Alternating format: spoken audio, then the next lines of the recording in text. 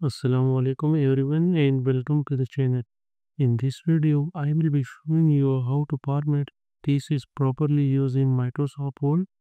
We will go through all the essential steps including setting margins and line spacing, adding page numbers, creating automatic headings, inserting a table of contents, formatting filters, tables and references. So the first step to start formatting your thesis in Microsoft Word is to set up your page layout properly. This makes sure that your entire document follows the required academic format right from the beginning. So as per the requirement, as per the UT requirement, ये हमारे पास एक thesis है। तो इसकी सबसे पहले जब आपने थीसिस स्टार्ट करना है, आपने सबसे पहले अपने पेज का लेआउट आपने चेक करना है।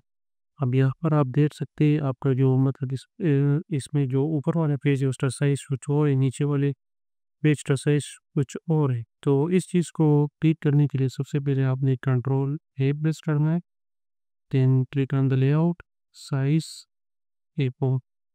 तो आपने देख लिया कि मतलब जितने भी इस वर्ड डॉक्यूमेंट में जितने भी पेजेस थे वो सब ए फोर साइज में कन्वर्ट हो गए। उसके बाद जो सबसे मेन काम आपने करना है, आपने फाइल पे क्लिक करना है, ऑप्शंस में, फिर एडवांस, स्क्रॉल डाउन। यहाँ पर आपको शो हो रहा होगा show measurement in unit offs. तो ये सेंटीमीटर है, अगर आपके पास ये इंचेस है तो इसको आप सेंटीमीटर में कन्वर्ट कर दे, centimetre, then click on okay. उसके बाद फिर आपने मार्जिन्स पे क्लिक करना है, मार्जिन्स के बाद कस्टम मार्जिन्स।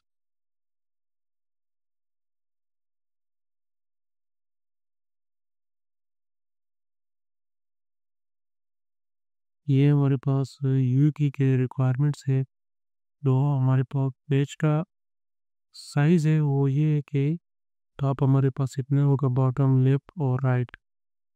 तो इस पर दिस आपने मार्जिन्स पर क्लिक करना है, कस्टम मार्जिन्स। ये आपने 2.5 और 2.5 और 2.5 इसको आपने 3.18 आपने लिख दिया, 2.6 क्योंकि देन पेपर में आपने ये पोर्स है सिलेक्ट है margins, then click on the okay. तो आपके थीसिस का जो फॉर्मेट है वो जो लेआउट है वो मार्जिन्स वो सब कुछ ठीक हो गए। उसके बाद आपने ड्राफ्ट में आना है। सबसे पहले जो आपके थीसिस का टाइटल होगा वो उसका फ़ॉन्ट जो है वो टाइम न्यू रोमन होगा और उसका साइज़ 26। तो ये हमारे पास थीसिस का टाइटल है, 26 है, टाइम न्यू रोमन है और लाइन स्पेसिंग आपने 1.5 रखना है। उसके बाद फिर आपने यूटी का जो लोगो का साइज़ है उसकी आपने सेटिंग करनी है। तो ये आपके पास शो हो रहा होगा 5.5 सेंटीमीटर हाई और 5.84 सेंटीमीटर वाइड। आप इस पर क्लिक किया, पिक्चर फॉर्मेट, ये एडवांस रेनो साइज पे आपने क्लिक करना है, लॉक एक्सपेक्ट रेशो को आपने चेक करना है एंड क्लिक ऑन ओके। यहाँ पर आप कर ले 5.5, देन 5.84, ये इसका साइज ठीक हो गया।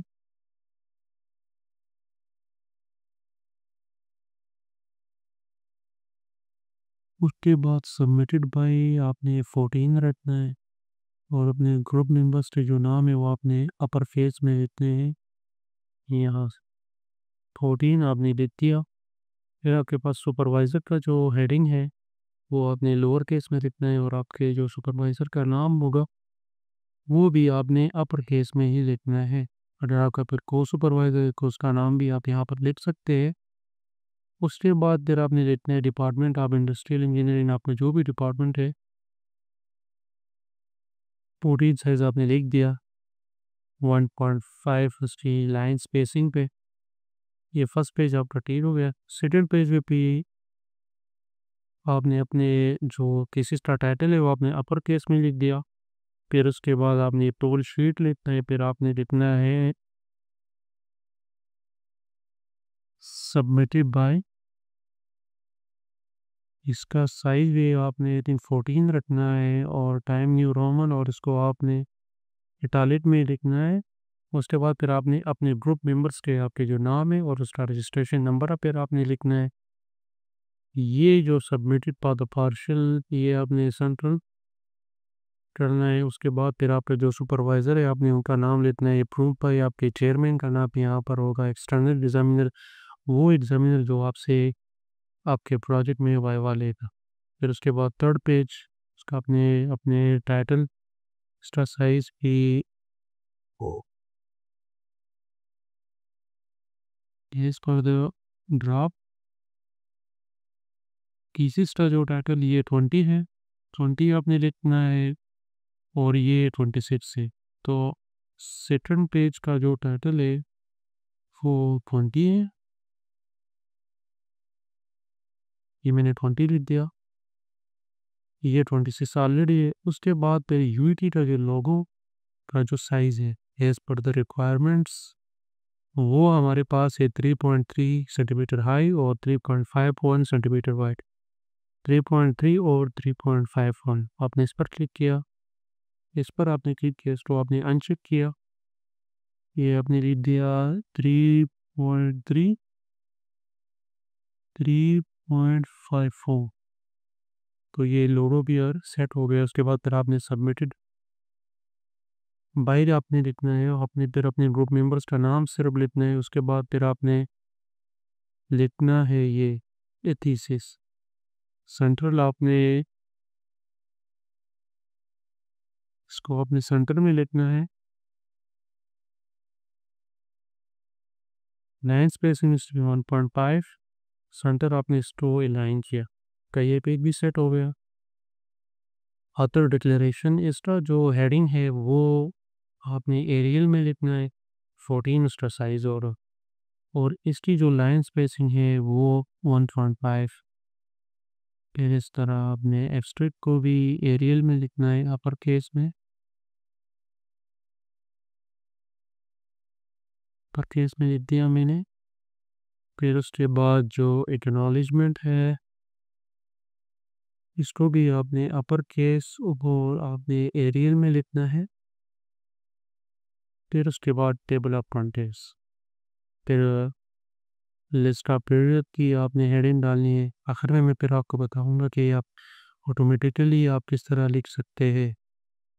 फिर इस list of economies chapter 1। So let से ये हमारे पास चैप्टर 1 है इंट्रोडक्शन।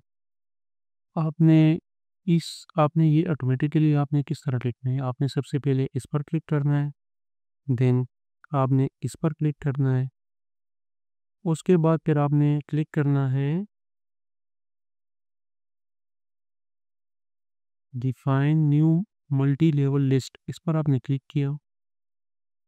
लेट से ये हमारे पास चैप्टर 1 है। Wait, define new multi level list, यहाँ पर आपने लिखना है चैप्टर का नाम।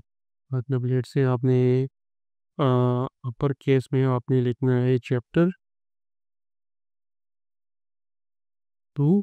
फिर उसके बाद आपने सेमी कॉलन डालना है। फिर उसके बाद फिर आपने इस पर क्लिक करना है सेट फॉर ऑल लेवल्स में, सॉरी आपने मोर पे क्लिक करना है। यहाँ पर आपने टेप डायरेक्टर में आपने स्पेस लिखना है और सिर्फ फॉर ऑल लेवल्स में यहाँ पर आपने 0 लिखना है। ओके, और ये सेटिंग इसकी हो रही, ये आपने 1 2 3 लिख किया। ओके आपने प्रेस किया। डिफाइन न्यू मल्टी, यहाँ पर मैं फिर से लिख देता हूँ स्पेस 0 कीटाणु। ओके, ओके यहाँ पर देख सकते हैं ये आपके पास कैप्टन का नाम आ गया। लेट से इसके बाद मेरे पास है ये बैकग्राउंड हमारे पास लेट से चैप्टर 2 है, सॉरी 3। आपने सिंपली इस पर क्लिक करना है चैप्टर 3। लेट से ये हमारे पास है चैप्टर 4, तो ये आपके पास चैप्टर 4 आ गया। इस तरह आपने चैप्टर्स को ऑटोमेटिकली आप नाम दे सकते हैं। अच्छा, अब उसके बाद आता है बारी आपके जो चैप्टर में अंदर जो उसके हेडिंग्स वगैरह होते हैं, वो आपने किस तरह ऑटोमेटिकली आपने करने हैं।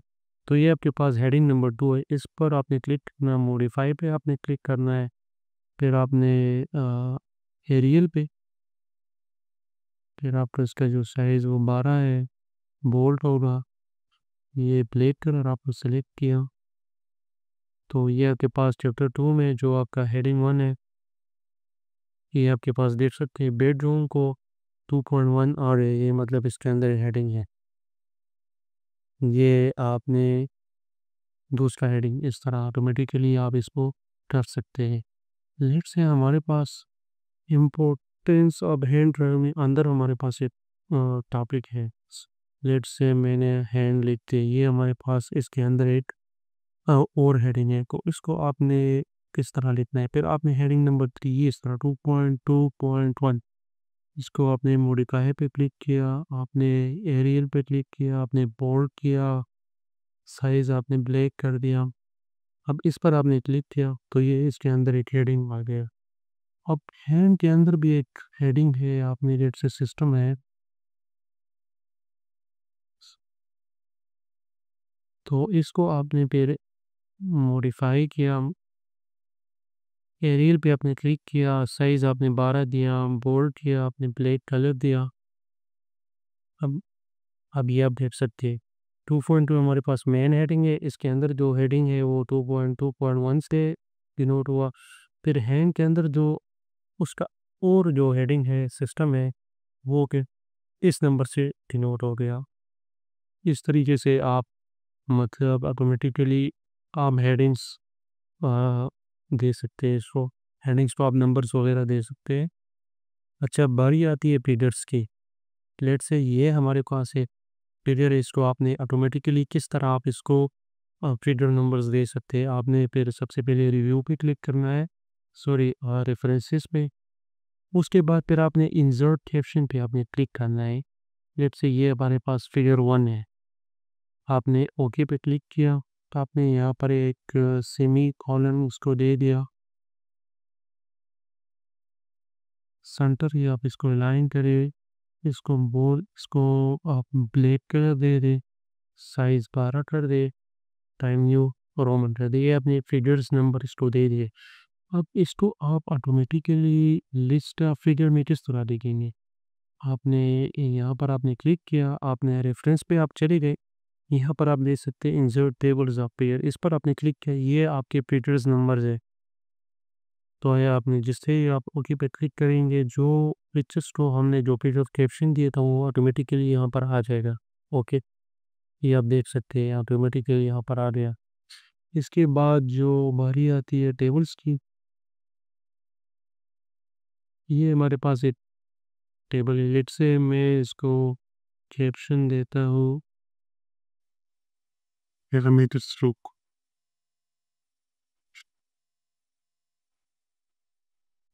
ये अगेन आपने सेम प्रोसेस करना है, तो कैप्शन पे आपने क्लिक करना है, यहाँ पर जो लेबल है इसको आपने टेबल पे कन्वर्ट करना है। तो ये आपके पास आ गया 1 क्योंकि हमारे पास लिटरेचर में एक टेबल है, आपने सेमी कॉलन आपने ऐड किया, होम पे इसको bolt, sorry time new Roman, size मैंने इसको 12 दिया, फोल्ड और इटालिक मैंने ख़त्म किया। तो टेबल तो हमने वहाँ पर ऑटोमेटिकली है, यहाँ पर हम किस तरह लिखेंगे, यहाँ पर आ जाए रिव्यू में। अगर एक बात आप हमेशा जहन में याद रखें, जब भी आपने ये लिस्ट ऑफ टेबल्स और फीडर आपने लिखने हैं, लेट से यहाँ पर आपने लिस्ट ऑफ टेबल्स लिखने हैं, रेफरेंस पे आपने क्लिक किया, आपने यहाँ पर चेक करना है आया यहाँ पर टेबल्स है यानी हाँ टेबल है, click on okay, then insert table आप दे दिया, यहाँ पर आपके पास टेबल्स आ गए, देन क्लिक ऑन ओके। जो नीचे आपने कैप्शन दिया था टेबल को वो ऑटोमेटिकली ऊपर आ गया। उसके बाद आता है टेबल ऑफ कंटेंट्स में, तो आप यहाँ पर इस पर क्लिक कर दें, आपके पास ऑटोमेटिकली जो आपके टेबल ऑफ कंटेंट्स है वो आप ऑटोमेटिकली आपके पास यहाँ पर आ रहे। उसके बाद जो मेन चीज़ हमारे पास है, लेट्स से हमारे पास लिटरेचर रिव्यू है, इसको आप ऑटोमेटिकली लेट्स से यहाँ पर ये एक ऑथर है, ये आप देख सकते हैं स्मिथ नो। तो इस चीज़ को लेट्स से ये यहाँ पर मैं असाइन करना चाहता हूँ, यहाँ पर आपने क्लिक किया। आपने इसको मैन्युअली नहीं लिखना, आपने सबसे पहले गूगल स्कॉलर पे जाना है, उस रिसर्च का जो टाइटल है वो आपने लिखना है। आपने एक मैं आपको एक सॉफ्टवेयर का नाम बताता हूँ, इन नोट सॉफ्टवेयर। ये बेसिकली इसमें हम रेफरेंसेस हम इस पे करते हैं ऑटोमेटिकली। आपने ये सॉफ्टवेयर इंस्टॉल करना है। उसके अ, ये आपके पास आपने गूगल स्कॉलर में आपने टाइटल आपने दे दिया। तो ये रिजल्ट से हमारे पास एक रिसर्च है, आपने यहाँ पर साइट पे क्लिक करना है। लेकिन ये बात याद रखिए, आपके पास इन नोट सॉफ्टवेयर वो आपके पास ओपन होना चाहिए। यहाँ पर आपने एक को शो होगा इन नोट, इस पर आपने क्लिक किया तो एक फ़ाइल आपके पास ऑटोमेटिकली वो डाउनलोड होना शुरू हो जाएगी। यहाँ पर आप देख सकते हैं, जैसे ये डाउनलोड और इस पर आपने क्लिक किया, ये अब इन नोट सॉफ्टवेयर में ऑटोमेटिकली ये इंपोर्ट हो जाएगा। ये हमारे पास ये वो रिसर्च है, जो साइट है वो हमने यहाँ पर लिख दिया। आप यहाँ पर आपने अपने थीसिस आपने ओपन करने हैं। लेट्स से आपने आपका जो रिसर्च है वो आपने लेट्स से आपने यहाँ पर उसको असाइन करना है। आपने यहाँ पर क्लिक किया, यहाँ पर आगे आपने यहाँ पर insert citation for each selected references, इस पर आपने क्लिक किया, वो लोडिंग हो रहा है। ये आप देख सकते हैं वन आ गया, वन यहाँ पर आ गया और इसका जो रेफरेंस है वो यहाँ पर ऑटोमेटिकली यहाँ पर आ गया। आपके पास इस तरह भी शो हो रहा होगा, ये जो साइटेशन है ये आपके पास डिफरेंस उसमें आप कर सकते हैं। यहाँ पर आप नीचे डाटो पर क्लिक किया, ये मतलब आप अगर नंबर्स में करना चाहते हैं या आप रिसर्चर के नाम या उसके डेट ये सब को आप करना चाहते हैं, लेकिन एज़ पर द रिक्वायरमेंट्स पर इंटरनेशनली आपने नंबर्स में ही करना है। ये हमने नंबर्स पे क्लिक किया तो ये हो गया सेटेशंस। टेबल्स मैंने आपको बता दिए किस तरह आपने ऑटोमेटिकली करना है। फिगर्स कैप्शन आपने किस तरह देने, चैप्टर्स को आपने नेम वगैरह किस तरह देने, और आपने ऑटोमेटिकली यहाँ पर किस तरह करना है। तो ये थी थीसिस है, और इसे बेसिक को जो उसकी फॉर्मेटिंग स्ट्रक्चरिंग है और राइटिंग वगैरह। तो आपका बहुत शुक्रिया। अल्लाह हाफिज़।